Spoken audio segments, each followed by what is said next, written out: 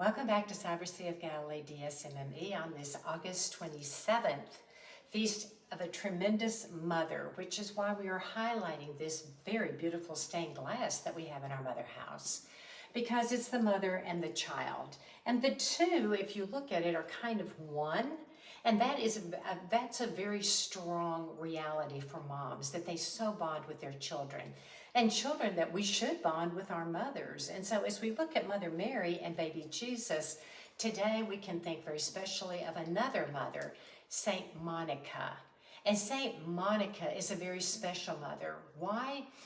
All mothers are special. Let's make sure we get that straight. Anyone who chooses life and who gives life to another human being, in the conception and the carrying and the birth and the nursing and the care of the little one, such that that other little one becomes, or has the ability to become, everything that God wills of that totally different individual. But mom is charged with that beautiful responsibility. And I think God has a very special place in his heart for moms, because he chose one for himself. And so I think he really does get this. Saint Monica married a pagan. She herself became a Christian, and a devout Christian, in an age of all kinds of sexual licentiousness and sin and immorality, etc. And so this is the 4th century. And so her husband was a pagan. And as we will mention a little bit more about him on the feast of her son, Monica's son, St. Augustine, which is tomorrow.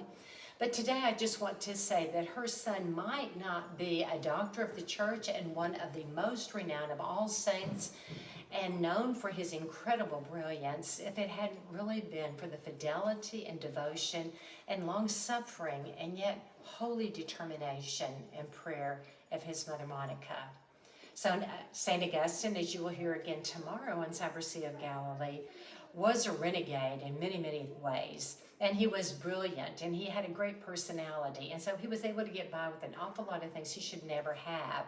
And his father furthered that in him, and he loved his father.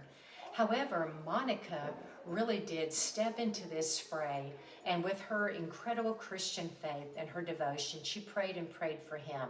And finally, at about the age of 33, this wayward son converted and became, as I already mentioned, a tremendous doctor of the church and one of the greatest saints, and very special to the Dominicans because we use his rule, and we go according to the rule of St. Augustine. We live our lives according to his rule.